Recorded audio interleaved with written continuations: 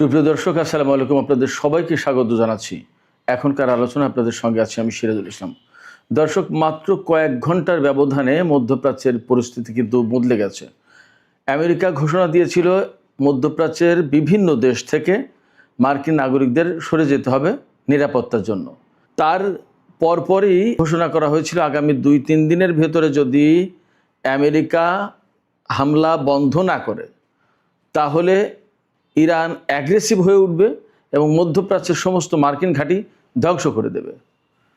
এই কথা ঘোষণার পরপরই কিন্তু আজকে প্রথমবারের মতো ইরান দিনের বেলায় ইরাকের সুলাইমানিয়াতে কুর্দি গেরিলাদের উপরে, কুয়েতে মার্কিন ঘাঁটি, বাহরাইনে মার্কিন ঘাঁটি এবং জর্দানের আজরাক বিমান ঘাঁটিতে হামলা চালিয়েছে। এবং একই সাথে ইরানের পক্ষ থেকে ঘোষণা করা হয়েছে তারা আমেরিকার সাথে যে ইসলামাবাদ সমঝোতার স্মারক সই করেছিল সেটা বাতিল করলো। আনুষ্ঠানিকভাবে আজকে ইরান ঘোষণা করেছে। মধ্যপ্রাচ্যের পরিস্থিতি যে দ্রুত বদলে যাচ্ছে এবং বড় রকমের সংঘাতের দিকে যাচ্ছে তা মোটামুটিভাবে বোঝা যাচ্ছে। এদিকে বিস্ফোরক মন্তব্য করেছেন নিউ ইয়র্কের মেয়র জোহরান মামদানি। তিনি বলেছেন, নেতানিয়াহু জাতিসংঘ সাধারণ পরিষদের অধিবেশনে যোগ দিতে এলে তাকে নিউ ইয়র্কে গ্রেপ্তার করা হবে। তবে আমেরিকার আইন কি বলছে সেটিও একটি গুরুত্বপূর্ণ বিষয়। সুপ্রিয় দর্শক, এই সব বিষয় নিয়ে এখন আমি বিস্তারিত আলোচনা করার চেষ্টা করব। আশা করি আপনারা শেষ পর্যন্ত সঙ্গে থাকবেন। খুবই গুরুত্বপূর্ণ বিষয়, ফলে এই আলোচনা ভালো লাগবে। আর ভিডিও ভালো লাগলে লাইক, কমেন্ট, শেয়ার করবেন এবং চ্যানেলটি সাবস্ক্রাইব করে সাথে থাকবেন। দর্শক, চলুন আমরা বিস্তারিত আলোচনায় চলে যাই। দর্শক, প্রথমেই যে কথা বলতে হবে, আমি দুপুরে ভিডিওতে বলেছিলাম, এক লাইনে সেই কথাটা জাস্ট আপনাদেরকে মনে করিয়ে দিই। আমেরিকা কিন্তু মধ্যপ্রাচ্যের সব দেশ থেকে তাদের নাগরিকদের সরে যাওয়ার জন্য বলেছে। কেন বলেছে? হিসাব সোজা, বড় রকমের সংঘাত বা বড় রকমের কিছু ঘটতে যাচ্ছে, তার মানে আমেরিকা ইরানের উপরে বড় রকমের হামলা চালাবে। আলটিমেটলি ইরানও তার বিরুদ্ধে জবাব দেবে। এখন আমেরিকা মধ্যপ্রাচ্যের সমস্ত দেশ থেকে মার্কিন নাগরিকদের সরে যেতে বলল, তার মানে কি আমেরিকা আসলে ইরানের উপর পরমাণু বোমা হামলার চিন্তা করছে কিনা, এটা কিন্তু সবচেয়ে বড় আশঙ্কার জায়গা। যাই হোক, তারা যদি সেই চিন্তা করে, ইরানের পক্ষ থেকে তো বলাই হয়েছে, গতকাল ইরানের পক্ষ থেকে বলেছে যে আমেরিকা যদি ইরানের উপর পরমাণু বোমা হামলা চালায় তাহলে ইসরায়েলকে মানচিত্র থেকে মুছে দেওয়া হবে। এখন এই প্রেক্ষাপটে মোটামুটি যা বোঝা যাচ্ছে, যা পরিস্থিতি তৈরি হলো, তাতে কিন্তু বড় রকমের একটা সংঘর্ষের সম্ভাবনা বা আশঙ্কা সামনে তৈরি হয়েছে এবং বড় রকমের একটা সংঘর্ষ আসলে হতে যাচ্ছে মনে হচ্ছে। কারণ হচ্ছে, আমেরিকা নাগরিকদের সরে যেতে বলল, ইরান দিল ওই ঘোষণা যে আমরা অ্যাগ্রেসিভ হয়ে যাব এবং মধ্যপ্রাচ্যের সমস্ত মার্কিন ঘাঁটি ধ্বংস করে দেব। এরপরেই ইরানের পক্ষ থেকে বিভিন্ন অবস্থানে এবং বিভিন্ন লক্ষ্যবস্তুতে দিনের বেলায় হামলা হয়েছে এবং এই সমস্ত হামলায় বড় রকমের ক্ষয়ক্ষতির মুখে পড়েছে আমেরিকা। এর ভিতরে ইরাকের কুর্দিস্তান অঞ্চল যেটা, সেই অঞ্চলে সুলাইমানিয়া প্রদেশে ইরান কুর্দি গেরিলাদের উপর হামলা চালিয়েছে। সেখানে ইরানের কুর্দিরা জট পাকায়, ষড়যন্ত্র করে ইরানের বিরুদ্ধে স্থল অভিযান বা সন্ত্রাসী হামলার পরিকল্পনা করছিল, দিয়েছে সেখানে হামলা চালিয়ে ইরান। একেবারে ইরানের সীমান্তবর্তী এলাকা, উত্তর পশ্চিম সীমান্তে, ইরাকের সীমান্তে। এরপরে কুয়েতে যে হামলা চালিয়েছে তাতে একাডেমি অফ সিকিউরিটি এই কমপ্লেক্সে, এই ভবন কমপ্লেক্সে হামলা চালিয়েছে এবং সেই কমপ্লেক্স আগুনে জ্বলে ছারখার হয়ে গেছে। এপাশে জর্দানের যে আল আজরাক বিমান ঘাঁটি, সেই বিমান ঘাঁটিতে ইরান সমন্বিত হামলা চালিয়েছে ড্রোন এবং ক্ষেপণাস্ত্র দিয়ে। ড্রোন এবং ক্ষেপণাস্ত্র দিয়ে হামলা চালানোর পর সেখানে অন্তত 2টো যুদ্ধ বিমান, F-35 হতে পারে অথবা F-16 হতে পারে অথবা 2 রকমেরই হতে পারে, 2টো যুদ্ধ বিমান এবং 3টি অ্যাডিশনাল এয়ারক্রাফট ধ্বংস হয়েছে। এই অ্যাডিশনাল এয়ারক্রাফট মানে সম্ভবত হয় গোয়েন্দা বিমান আর না হয় ওই যে জ্বালানি সরবরাহকারী বিমান, মানে রিফুয়েলিং ট্যাঙ্কার, KC-135 হতে পারে, KC-46 হতে পারে। 3টা ধ্বংস হয়েছে। আল আজরাক ঘাঁটিতে মোট 5টা বিমান ধ্বংস হয়েছে। এটা অনেক বড় ঘটনা। এবং সবচেয়ে বড় ইঙ্গিত সেটা হচ্ছে যে আমেরিকা ইরানের উপর হামলা চালালে পাল্টা জবাব দেয় ইরান। আজকে দিনের বেলায় যে হামলা হয়েছে তাতে ইরান কিন্তু স্বতন্ত্রভাবেই হামলা চালিয়েছে। আমেরিকাও ইরানের বিরুদ্ধে তো হামলা গত রাত পর্যন্ত চালিয়েছে 7মবারের মতো। এতে মোট এ পর্যন্ত ইরানে 50 জন নিহত এবং 500-র মতো আহত হয়েছে। এছাড়া ইরানের দক্ষিণাঞ্চলে যে সমস্ত এলাকা তাতে মোট 116টি টেলিকমিউনিকেশন টাওয়ার নষ্ট হয়েছে এই কয়েকদিনের মার্কিন হামলায়। তো এই প্রেক্ষাপটে বা এই অবস্থার ভেতরে ইরানের পক্ষ থেকে আজকে ঘোষণা করা হয়েছে যে ইরান আনুষ্ঠানিকভাবে আজকে থেকে ইসলামাবাদ সমঝোতা স্মারক থেকে বের হয়ে গেল। তার মানে এর কোনো ধারা উপধারা এখন আর ইরান বাস্তবায়ন করতে বাধ্য নয়, বাস্তবায়ন করবে না। এ কয়েকদিন যদিও আমেরিকা এবং ইরানের ভেতরে যুদ্ধ ছিল, কিন্তু ইরান এই চুক্তি বাতিল করেনি। আমেরিকা বলেছিল যে ডিল ইজ ওভার, মার্কিন প্রেসিডেন্ট ডোনাল্ড ট্রাম্প বলেছিল, কিন্তু ইরানের পক্ষ থেকে এরকম কোনো ঘোষণা দেওয়া হয়নি। আজকে আনুষ্ঠানিকভাবে ঘোষণা দেওয়া হয়েছে। এই ঘোষণা দিয়েছেন ইরানের অন্যতম উপপররাষ্ট্রমন্ত্রী কাজেম গরিবাবাদি। সেই অনুষ্ঠানে সম্ভবত জাতীয় সংসদের স্পিকার বাকের কলিবাবও ছিলেন। যাই হোক, এই যে ঘোষণা, এই ঘোষণা কিন্তু অনেক বড় ঘোষণা, যেখানে কূটনৈতিক উপায়ে নতুন করে আবার উদ্যোগ নেওয়া হবে কিনা শান্তি প্রতিষ্ঠার বা দুই পক্ষের ভেতরে একটা মীমাংসা করার, সেই জায়গায় ইরানের পক্ষ থেকে আজকে এই ঘোষণা মানে হচ্ছে ইরান একেবারে চূড়ান্তভাবে যুদ্ধের দিকে চলে গেল।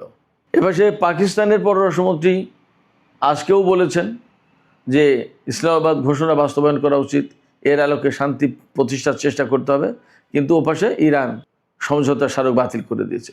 এপাশে পাকিস্তানে নিযুক্ত ইরানের রাষ্ট্রদূত রেজা আমিরি তিনি বলেছেন ইরানের যে সমস্ত বেসামরিক লক্ষ্যবস্তুতে হামলা চালিয়েছে এটা আমেরিকার পক্ষ থেকে এক ধরনের উন্মাদনা ছিল। এই উন্মাদনার জবাবে ইরানকে এখন ওই ইসলামাবাদ সমঝোতা স্মারক থেকে বের হয়ে আসতে হলো এবং আমেরিকার বিরুদ্ধে বড় রকমের যুদ্ধ শুরু করতে হলো। তো এই যে ইরানি কর্মকর্তাদের অবস্থান ঘোষণা, সামরিক বাহিনীর মার্কিন অবস্থানগুলোতে দিনের বেলায় হামলা, তার আগে ইরান এবং আমেরিকার পক্ষ থেকে পাল্টাপাল্টি ঘোষণা, সব কিছু মিলে মোটামুটি পরিষ্কার হচ্ছে যে মধ্যপ্রাচ্যের পরিস্থিতি কিন্তু খুব দ্রুত বদলে যাচ্ছে।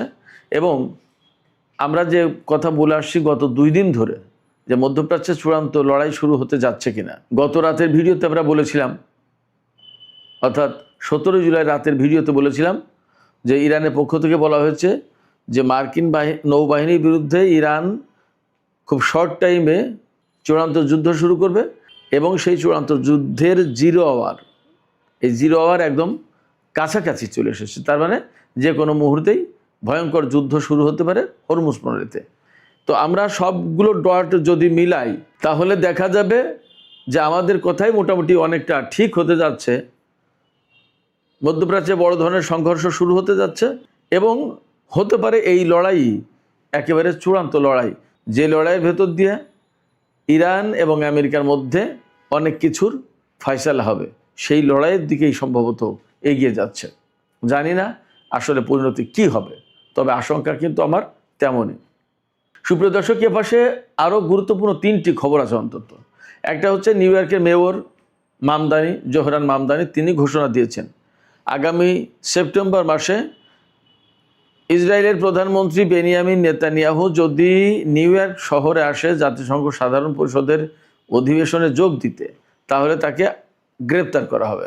জাতিসংঘ সদর দপ্তর কিন্তু নিউ ইয়র্ক শহরে, আর নিউ ইয়র্ক শহরের মেয়র কিন্তু জোহরান মামদানি। অতএব তার এই ঘোষণার গুরুত্ব কিন্তু অনেক। আন্তর্জাতিক অঙ্গনে আমেরিকার সাথে ইসরায়েলের সম্পর্ক এবং নেতানিয়াহুর আমেরিকা সফর অনেক কিছুর সাথে জড়িত এবং এর গুরুত্ব কিন্তু অনেক। এই যে মামদানি ঘোষণা দিলেন, এই ঘোষণা ডেফিনেটলি ফিলিস্তিন, লেবানন বা ইসরায়েলের বিরুদ্ধে যে সমস্ত দেশ তাদের পক্ষে গেল। এখন প্রশ্ন হচ্ছে যে মামদানি নেতানিয়াহুকে আটক করতে পারবেন কিনা। এই প্রশ্ন তুলছি কেন? এই প্রশ্ন তুলছি এই কারণে যে আমেরিকা কিন্তু আইসিসির সদস্য না, আন্তর্জাতিক অপরাধ আদালত যেটা তার সদস্য না। যারা সদস্য না তাদের জন্য কিন্তু আইসিসির আইন বা কোনো গ্রেপ্তারি পরোয়ানা বাস্তবায়ন করা মাস্ট না, অবশ্যই না, ম্যান্ডেটরি না। গাজায় গণহত্যা চালানোর অভিযোগে আন্তর্জাতিক অপরাধ আদালত নেতানিয়াহুর বিরুদ্ধে গ্রেপ্তারি পরোয়ানা জারি করেছে। এই যে নেতানিয়াহুর বিরুদ্ধে গ্রেপ্তারি পরোয়ানা জারি করলো আইসিসি, এই পরোয়ানা বাস্তবায়ন করার দায়িত্ব যারা আইসিসির সদস্য তাদের। আমেরিকা যেহেতু আইসিসির সদস্য না, ফলে তারা কিন্তু এই আইন মানতে বাধ্য না। সেক্ষেত্রে মামদানি কি নেতানিয়াহুকে গ্রেপ্তার করতে পারবেন কিনা? কারণ আমেরিকা তো আইসিসির সদস্য না। এখন প্রশ্ন হচ্ছে, নিউ ইয়র্কের মেয়র হিসেবে জোহরান মামদানি আইনগতভাবে তার বিরুদ্ধে কোনো ব্যবস্থা নিতে পারবেন কিনা সেটা খতিয়ে দেখার ব্যাপার। বা আমেরিকার আইনের কোনো ফাঁক ফোকর আছে কিনা, যে ফাঁক ফোকর দিয়ে নেতানিয়াহুকে গ্রেপ্তার করার ব্যবস্থা করা যায়, এইগুলো খতিয়ে দেখছেন মামদানি। তিনি বলেছেন যে আমি আইন বদলাবো না, তবে আইন, বর্তমান আইনের যা আছে তা কি আছে সেগুলো আমরা খতিয়ে দেখার চেষ্টা করছি। যদি এই আইনের ভেতরে এমন কোনো অপশন থাকে, প্রভিশন থাকে নেতানিয়াহুকে গ্রেপ্তার করা যাচ্ছে, তাহলে গ্রেপ্তার করব। মামদানি আজকে কেন এই কথা বলছেন? মামদানি আজকে এই কথা বলছেন এই কারণে, তিনি মেয়র নির্বাচনের আগে এই কথা বলেছিলেন যে আমি যদি মেয়র নির্বাচিত হতে পারি আর নেতানিয়াহু যদি আমেরিকা আসে, তাহলে আইসিসির রায় বাস্তবায়ন করব, তাকে গ্রেপ্তার করব। সেপ্টেম্বর তো কাছাকাছি, জাতিসংঘ সাধারণ পরিষদের বার্ষিক অধিবেশন চলে আসছে প্রায় সামনে। এই অবস্থায় মার্কিন সাংবাদিকরা মামদানিকে জিজ্ঞেস করেছেন যে আপনি কি এখনও সেই ঘোষণার উপর অটল? নেতানিয়াহু যদি আসে তাহলে কি আপনি গ্রেপ্তার করবেন? এই প্রশ্নের জবাবে তিনি জানিয়েছেন যে হ্যাঁ, তাকে গ্রেপ্তার করার ব্যবস্থা নেব, তবে আইনে কি আছে সেটা দেখতে হবে, যদি হয়ে যায় তাহলে তাকে গ্রেপ্তার করা হবে। সুপ্রিয় দর্শক, এ পাশে আরও দুটি খবর আছে, দুটোই ইসরায়েল রিলেটেড। একটি খবর হচ্ছে সিরিয়ার রাজধানী দামেস্কের মাত্র 20 কিলোমিটার দক্ষিণে সম্ভবত আল জামদালাব এলাকায় ইসরায়েল একটি হাসপাতাল নির্মাণের কাজ শুরু করেছে। সিরিয়ার ভিতরে, সিরিয়ার রাজধানী থেকে মাত্র 20 কিলোমিটার দূরে ইসরায়েল একটি হাসপাতাল নির্মাণের কাজ শুরু করেছে। এই খবর দিচ্ছে সিরিয়ান অবজারভার নামে একটি পত্রিকা। এবং মোটামুটিভাবে আলোচনা হচ্ছে বিষয়টা নিয়ে যে ইসরায়েল কি করে স্বাধীন সার্বভৌম একটি রাষ্ট্র সিরিয়া, সেই রাষ্ট্রের ভেতরে হাসপাতাল বানায়। হাসপাতালটা কেন বানাচ্ছে? ইসরায়েল বলছে যে দ্রুজ সম্প্রদায়ের চিকিৎসা সেবা টেবা দেওয়ার জন্য। কিন্তু সিরিয়ার দ্রুজ সম্প্রদায়ের যারা ধর্মীয়, তারা বলছে যে আমরা সিরিয়ার প্রতি অনুগত, সিরিয়া আমাদের দেশ। আর বিশেষজ্ঞরা বা রাজনৈতিক বিশ্লেষকরা বা সামরিক বিশ্লেষকরা বা ভূ রাজনৈতিক বিশ্লেষকরা তারা বলছেন যে একটি স্বাধীন সার্বভৌম দেশ সিরিয়া, তার ভিতরে কি করে ইসরায়েল এই হাসপাতাল বানাতে পারে? এটা সম্ভব কীভাবে? নিতান্তই গায়ের জোরে। এবং বর্তমানে যিনি ক্ষমতা আছেন আল সারা বা জোলানি, তিনি হয়তো ইসরায়েলকে গ্রিন সিগন্যাল দিয়েছেন। প্রশ্ন হচ্ছে যে তিনি মুসলিমদের স্বার্থ এবং সিরিয়ার স্বার্থ রক্ষা করার জন্য তো সিরিয়ার প্রেসিডেন্ট হয়েছেন, এখন তিনি কি করে ইসরায়েলের হাসপাতাল নির্মাণের এখানে অনুমতি দেন? অথচ ইসরায়েলের সাথে সিরিয়ার কিন্তু শত্রুতা কাগজে কলমে অন্তত। এবং সিরিয়ার একটা বিরাট অংশ গোলান উপত্যকা, গোলান মালভূমি, তা কিন্তু ইসরায়েল দখল করে রেখেছে। এবং যা নিয়ে বাশার আসাদ সরকারের সাথে ইসরায়েলের ব্যাপক দ্বন্দ্ব ছিল।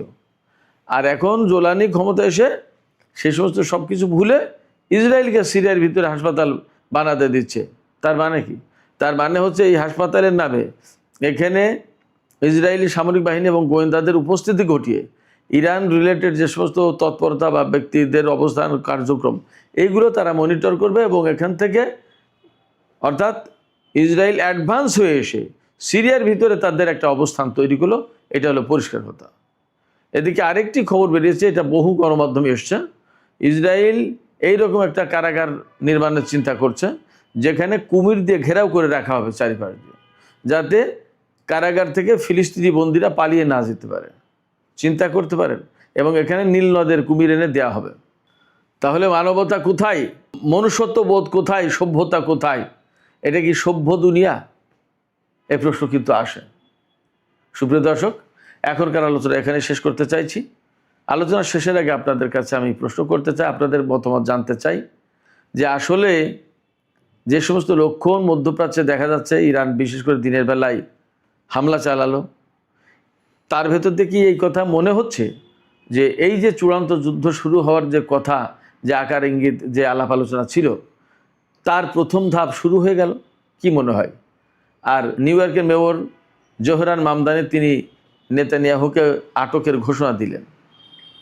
এই ঘোষণাটা কত গুরুত্বপূর্ণ আন্তর্জাতিক রাজনীতির ক্ষেত্রে, আমেরিকা এবং ইসরায়েলের সম্পর্কের ক্ষেত্রে। আপনাদের মতামত কমেন্টে জানাতে পারেন। আর ভিডিও ভালো লাগলে লাইক, কমেন্ট, শেয়ার করবেন এবং চ্যানেলটি সাবস্ক্রাইব করে সাথেই থাকবেন। দর্শক, এখনকার মতো আলোচনা এখানে শেষ করতে চাই। আপনারা সবাই অনেক অনেক ভালো থাকুন। আল্লাহ হাফেজ।